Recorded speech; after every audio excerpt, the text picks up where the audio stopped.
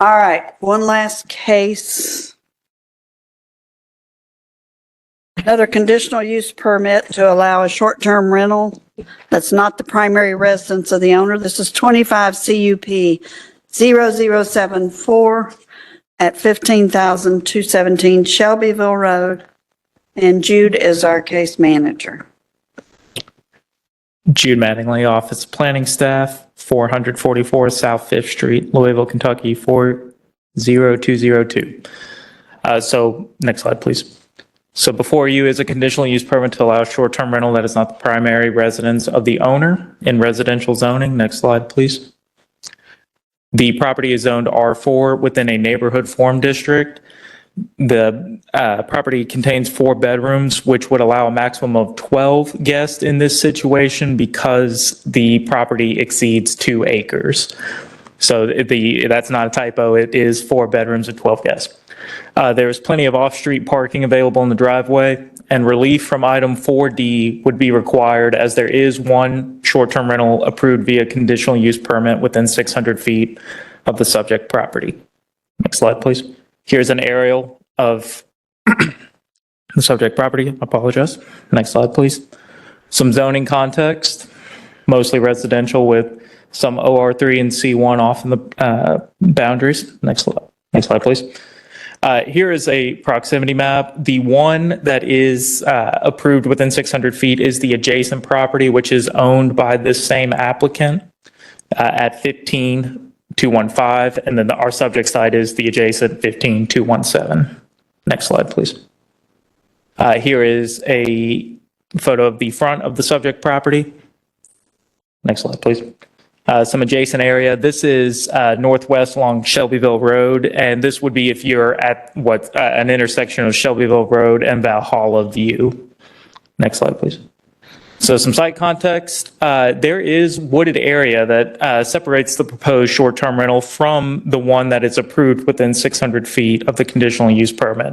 This wooded area acts as a buffer from other residential uses in the surrounding area.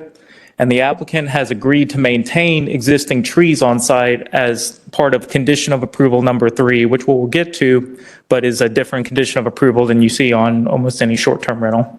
So staff's findings are that this proposal is adequately justified for approval, including relief from item 4D. The existing use is residential. It is located in a predominantly residential area, appears to meet all the other standards of the conditional use permit, and there is adequate parking for the use. Next slide, please. And your required actions would be to either approve or deny the conditional use permit to allow a non-owner occupied short-term rental in residential zoning. And I put the conditions of approval to highlight number 3. So if the argument is going to be that the wooded area acts as a significant environmental feature that separates the 2 short-term rentals, we crafted this condition to try to maintain that significant environmental feature. So basically it says that if something happens to one of the trees, the property owner will replace it and try to keep that buffer intact. Could you back up one slide? Back up another slide. Can you use the cursor to point out where is the other short-term rental that's on? Okay.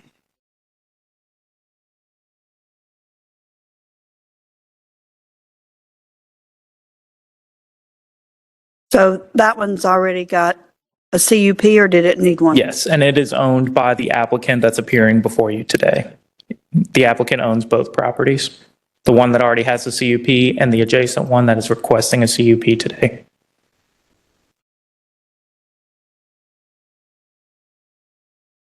I have a question. Yeah, go ahead. So does this preclude us from using the 600-foot rule as a reason for denying? Is this, does the staff report preclude that, or is that? No, it would be my understanding that it would be going against staff recommendation, but no, it would not preclude you. So this is just unprecedented. I've never seen this before. It's the same situation that we may have seen. There was the one that was close to the river. I can't remember. Transylvania Yeah, Beach. Transylvania Beach Drive. I'm not sure if you recall that one. Yeah. But it's a similar argument that's being made there is that there is one within the 600-foot buffer, but there's a significant environmental feature that separates the two. But there is only one. Unlike the last case, there were two. That's correct. Yeah, there's only one, whereas, yes, in the last case, there were two within 600 feet. I mean, the staff report reached its conclusion. You don't have to go with the staff report. It doesn't preclude you if that's your question. But it gives, but it's rare that you see where the staff report says, hey, we think one of these conditions have been met. Well, I mean, this house is, you can go back to the picture of it from the street. It is fairly isolated just in distance, back from even the street. And I did take some measurements. Now it's slightly imperfect, but I just wanted to provide some extra context. So Rachel, if you go forward a little bit, maybe back to that wooded area slide. Yeah, so that property up to the north that has a swimming pool, the house itself is about 380 feet away from that other house. And then you can see that all of those mature trees separate the two. Although we go off 600 foot from the property line, I would like to note that the two short-term rentals potentially, the one that the applicant already owns and the one proposed today, are roughly about 310 feet apart from one another if you were going off the structures. So from there to there. Just to provide some context into how big of an area these two properties are and the distance between this proposed short-term rental and other residential uses.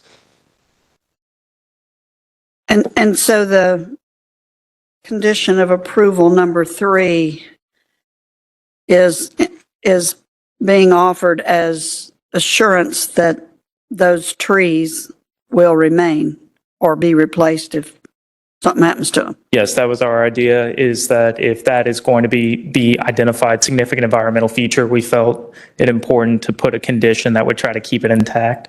Yeah. Wouldn't want them to cut down all the trees.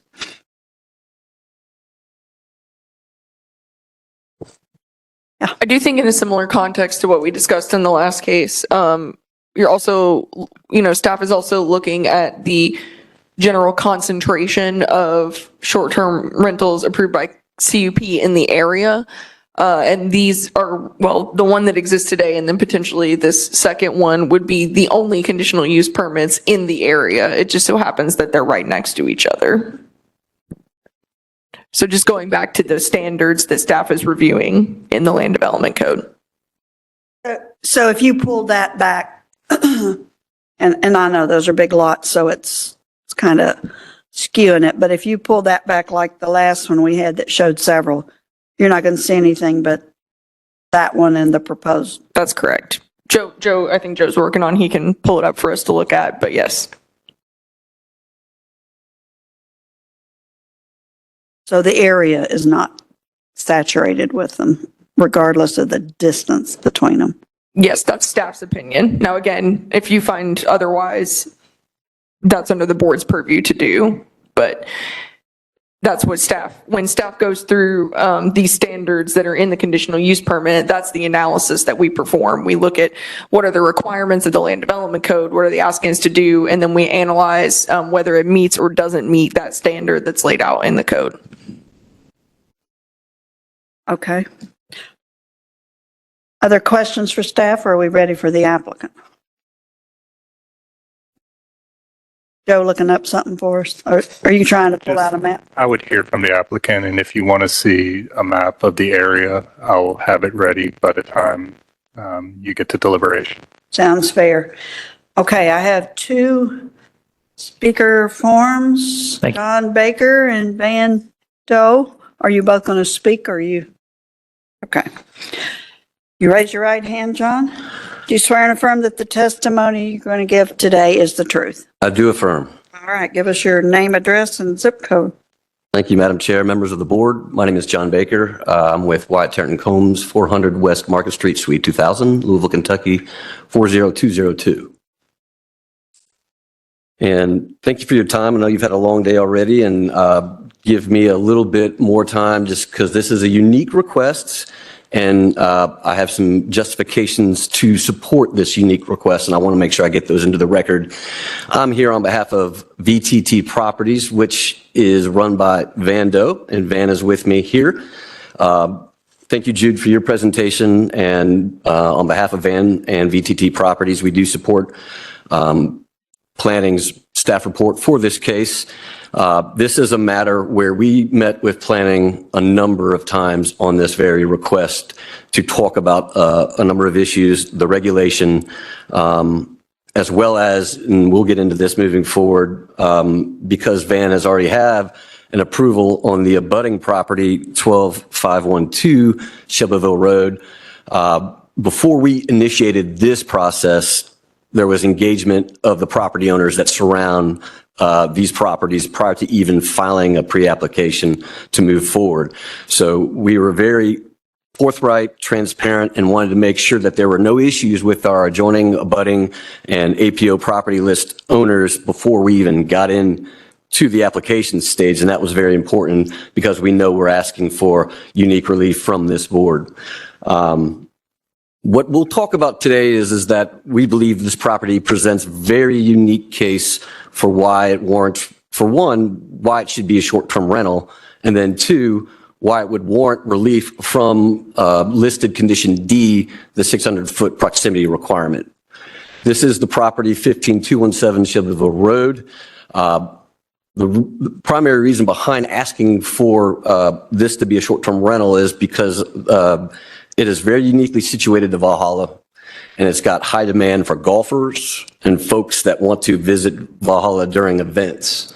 And we also believe, I think the chairwoman said it very well, it's very self-isolating, both of these properties.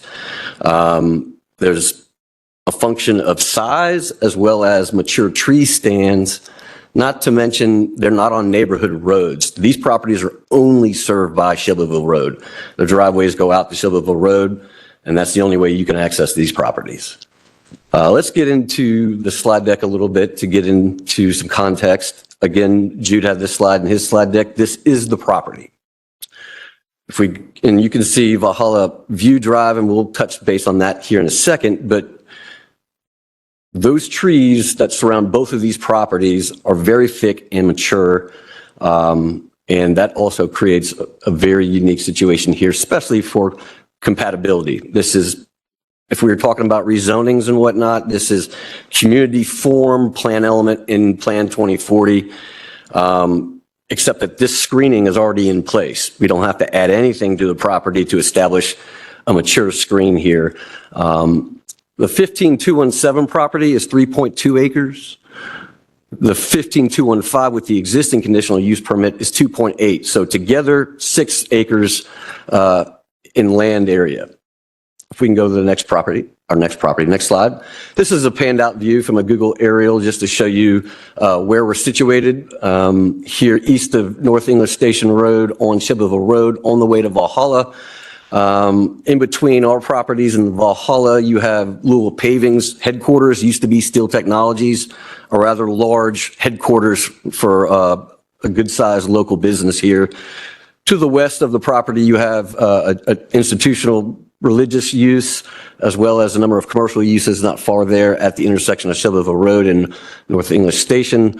Across the street and a little bit to the west, you'll have another section of C1 zone property that's within 300 feet of the 15215 Shelbyville Road property with the existing CUP. If we can go to the next slide. What we want to present to the board today, an argument is that this property is a really good candidate for a short-term rental, given its location, but also why Land Development Code Section 42363D, the proximity requirement, relief from that condition is warranted because these properties have very unique characteristics that really set up well for short-term rental, not to bother any neighbors, not to really, you can't see also from neighboring properties. You can't see how many cars are there. You can't see people outside. As we said earlier, very self-isolating. Already has a mature screen, only served by a major arterial roadway that's essentially a commercial corridor itself. Therefore, the property is really not a neighborhood residence, so to speak. It's a resident on a commercial corridor. Van has done very well with property owner engagement to have this conversation with neighbors before even asking for this conditional use permit. And also, this is not a very good property for inventory for affordable housing. Another thing you'll hear for Van works locally here with Humana, but on the side, his calling is actually refurbishing properties for affordable housing. He and his wife do that, have been doing that for years. And in fact, prior to asking for a short-term rental, they used the 15215 property for renting out to an affordable resident, as they do with their other properties they refurbish. And that was an experience that they learned a lot from, because despite the family really liking the house itself, they decided they wanted, after a year, to move to an apartment because managing the property became too much of an issue with the land area and keeping that up. So they voluntarily wanted to move back to apartment with less responsibility as it relates to the property itself. If we can move to the next slide. Here is the short-term rental map pulled out that shows from a panned out view where the concentrations of short-term rentals are. As this board very well knows from all the applications that they see, and on a weekly basis, the majority of short-term rentals you're going to see are in the walkable neighborhoods, majority of which are traditional neighborhoods where you have houses that are closer together to one another. And that makes sense. People want to be in areas where they can walk to their goods and services, where they can go grab dinner without having to jump in the car, where they might be close to activity. In contrast, we're in an area that you can see is much less concentrated, much more scattershot. The main anchor here is being close to a property that holds major events, but also allows use of that same property. It holds major golf tournaments that are huge draws, but then also is open to certain golfers that are allowed to play the course itself, both of which bring people out of town into Louisville. And these properties, and this one in particular, if you're on the north side of Shelbyville Road, is the nearest residential property west of Valhalla's curb cut that's served by Shelbyville Road. There's one other residence in between. That residence is served by Valhalla View, which I'll show in a minute. Let's go to the next slide, because I believe that's information that the chairwoman was looking for. The one on the left would be the area surrounded the 15215 property that's existing and operating today. The next property that's got an approved conditional use permit to short-term rent is on the east side of Valhalla. The east side of the property asking for the CUP today, 15217, is 1.23 miles away from the western property line of that CUP. So that is the nearest conditional use permit to these properties, but still 1.23 miles away per the short-term rental map. If we can go to the next slide. This shows you a zoning slide. That big OR3 property in the middle, that's the Louisville Paving headquarters. You can see on the south side, a little bit to the left, that C1 property that's there. And then as you move west and east, you can see how the property goes, or the corridor goes between a mix of uses that it serves.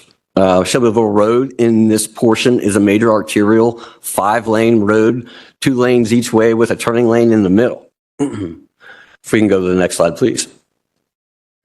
This is just the logic slide with the road classification turned on that shows that Shelbyville Road is a major arterial in this section of Louisville.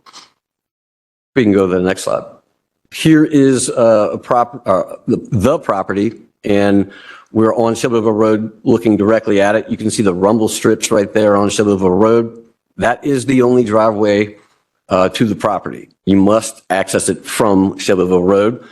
On the right side, you can see the mature tree stand that separates the property from Valhalla View Drive. On the west side, you can see the mature tree stand that separates this property from 15215, the property with the existing CUP. The next slide will show you 180 degrees looking at the other side of Shelbyville Road. So you can see there's a good screen on the front of those properties as well. If we can go to the next slide. This is looking west on Shelbyville Road. That blue arrow is the driveway to the property, and behind that is 15215. If we can go to the next slide. This is going up to 15215, then looking east, which gives you a great perspective of what Shelbyville Road looks like in this section. If we can go to the next slide. This is kind of right there on the property line. 15215 there is on your left side. You can't even see the structure of the subject property on your right side at this moment. I want to toggle really quickly to the aerial version again. And I've outlined that mature tree stand. That is what separates the properties. You've got 15215 that's pulled up closer to Shelbyville Road. And then you got 15217 that's pushed back.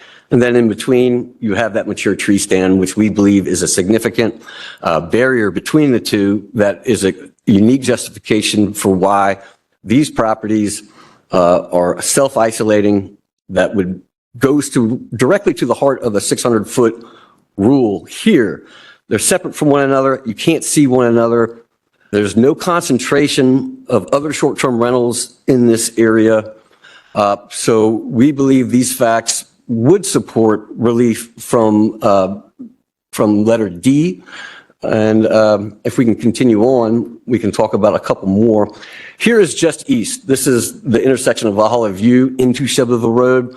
And that is the mature tree stand that we looked at from the other side of this tree stand, a previous slide before this one. And we're just going to go up Valhalla View Drive so you can get a couple of glimpses of this mature tree stand. Here's in the middle of that. You can still see great coverage there. If we go a little farther up Valhalla View, you can look back at Shelbyville Road right there. That's that same mature tree stand that separates this street from the property. Here's an aerial that shows you 0.63 miles from the driveway to Valhalla's driveway. This is a slide that was put together using also another plan element from Plan 2040. Talks about economic development in our city and how certain sectors need to be supported, including hospitality and tourism. We believe this request goes right at supporting the tourism in a unique tourist because it's right next to Valhalla. It's for the golfing community and also fans of golf. And as you can see on your left, Valhalla has been, the place where they've held major golf events, including 4 different PGA championships and a Ryder Cup. So this goes right to supporting that tourism business and a very particular segment of that tourism segment. So if we can go to the next slide. Just Valhalla, and I can tell you from many moons ago, prior to being an attorney, I was once a caddy out at Valhalla, and folks from out of town play this course all summer. Every day there's someone there from outside of Louisville playing Valhalla. And not to mention, there's other golf courses in close proximity to this location as well, whether that's Lake Forest, Persimmon Ridge. There's other golf opportunities for those folks that want to play multiple courses. All those courses are within near proximity to the subject property. And here's just some reviews of the 15215 property that has been operating for about a year now. And they love the location. They love being close to Valhalla, how clean the property is. And this combined with the rules that'll be in place, we believe will keep the properties operating without disrupting any neighbors. And we'll show you some of those house rules here in a little bit. If we can go to the next slide. Owner engagement. Van was really deliberate in his engagement after 15215 was approved. We talked about getting an application on Planning and Design's desk for this property. But before we did that, we had at least 2 separate meetings with planning to talk about that, what that would look like. prior to even sending out notices for a neighborhood meeting, Van sent this notice out here to folks on the APO list talking about his interest in applying. So this predates even the neighborhood meeting, and asked folks to reach out and to have communications about just the possibility of applying for it. So those were mailed out in November of 2024. Van talked to 3 separate property owners after those notices were mailed out. The neighborhood meeting for this application was held in was March of 2025. So that was another opportunity for engagement with folks. And as you can see, just Van and his wife attended the first neighborhood meeting for this one. The one on the left was the neighborhood meeting that was required for 15215. And as you can see, more property owners showed up to that one because that was the initial application. John, your time is up. You had asked for more time, but you didn't tell us what your request was. Oh, I want to invite Van up to have, so Van can speak to the board, introduce Van to you. I only have a few more slides just to run through and I'll be done. I'll conclude very quickly. Okay. So next slide, please. These are just views of the property that shows that Van is keeping up 15215. He's a great steward of the land. If we can go to the next slide, these are showing improvements that were done to the property. Next slide, please. The rear of the property, before and afters, kitchen. You'll see the same for 15217. Van will tell you this was a property that Van eventually is going to move to with his family, and in fact was intentionally bought for his in-laws. But as we all know, life has other plans, and there were some health issues that came involved, and they could not use that for residence for their in-laws. So that's why we were asking for a short-term rental here before this board. Van, if you would like to come up to the board and introduce yourself and speak to them about why you're asking for a short-term rental for this property. Thank you for your time already. Thank you. Van, if you'll approach the podium and raise your right hand. Do you swear and affirm that the testimony you're going to give is the truth? My name is Van Doe. I live at, I need a response to my question. Do you swear and affirm that the testimony you're giving will be the truth? yes, I do. Okay, yeah. Now I need your name and address. My name is Van Doe. I live at 4718 Wooded Oak Circle in Louisville, Kentucky, 40245. Thank you. Go ahead. Dear the Board of Zoning, I come before you not just as a property owner, but as someone who deeply committed into community revitalization and affordable housing. Over the years, my wife and I have made our mission to purchase neglected homes and transform them into safe, beautiful, and affordable residences, homes that families can be proud to live in. This passion is more than a business, it's a calling. Every property that we have renovated has provided housing for low-income families, all of whom have participated in affordable housing program.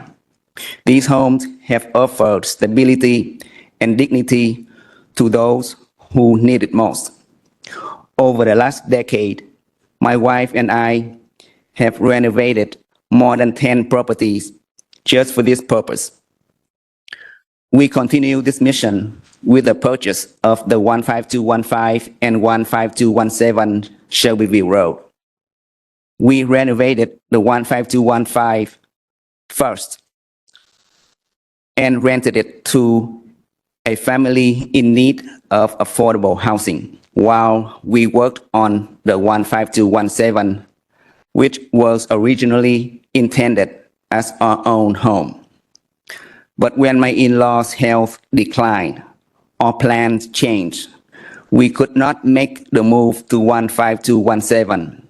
Meanwhile, the tenants at 15215, though happy with the home, struggled with managing the large property, primarily the yard maintenance due to the size of the property, and gave notice to move out in March 2023. I tried to find another tenant, but most who viewed the property were discouraged by the upkeep of the large yard. And they were right. The larger yard brings extra responsibility, extra time, extra cost to manage. With the rising costs and effort required to maintain the land, it became clear that the property is not the best fit for tenants needing affordable housing. With this experience and my history of putting properties back online for affordable use, I learned various valuable lessons and how certain aspects of a property can significantly increase the tenant's budget to manage it. Let me stop you right now. You've used about 3 minutes, so we're really out of time. If you could wrap it up. Yeah. Yes, give me just less than 1 minute.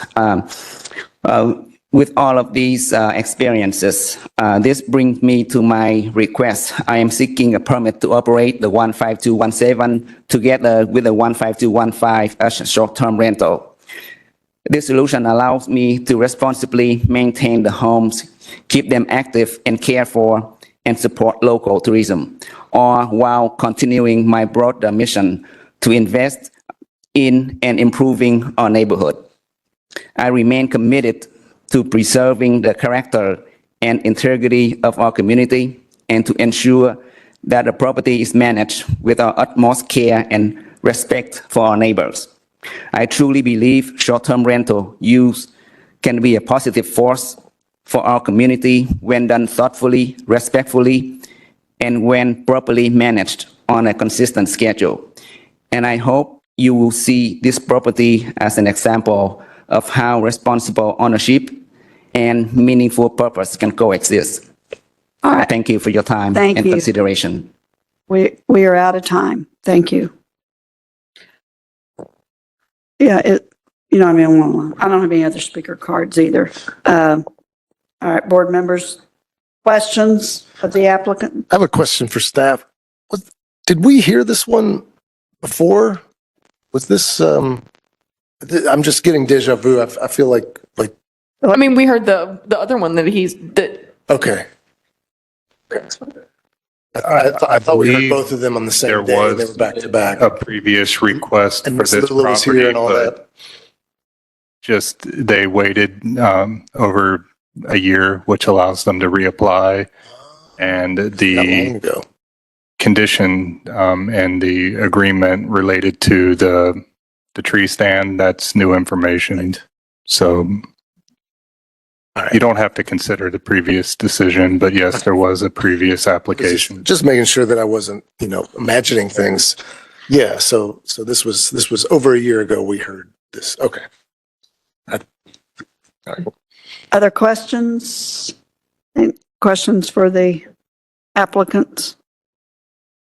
All right, we will close the public hearing. Any thoughts to share on this case? Mr. Beta?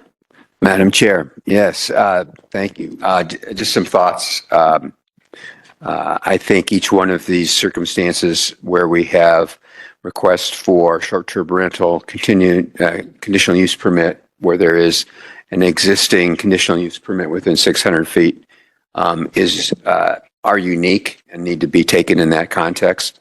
I understand that with the elaborate presentation that we've just heard, the applicant seems to be focusing on reason number 1B, potential reason for relief, and that is the significant environmental feature or primary collector or higher classification road. The environmental feature separating the proposed short-term rental from another short-term rental within the buffer area. I also believe that the applicant has been diligent in demonstrating the ongoing, if any, response from the surrounding neighbors and area, and also the unique nature of that property situated within a corridor that's really not truly residential from what we would normally be considering. So those are all things I'm taking into consideration as we move forward. Okay. Anyone else have any thoughts to share? Or we'll entertain a motion.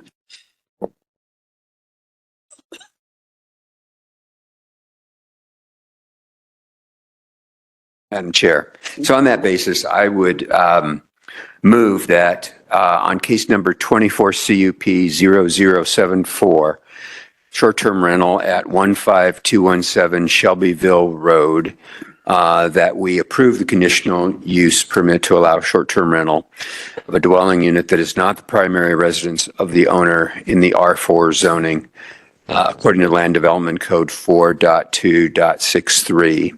And that is based on providing relief from the requirement stated on item number 4D, where the reason for relief would be number 1B, significant environmental feature that adequately separates the proposed short-term rental from another short-term rental in the buffer area, and that there is sufficient information provided that this approval of this CUP would not create an undue burden relative to contributing the overconcentration of short-term rentals in the immediate area or adversely affect the affordable housing stock in the immediate area. I base that on the standards of review, the staff testimony, and the testimony we've heard from the applicant today, and that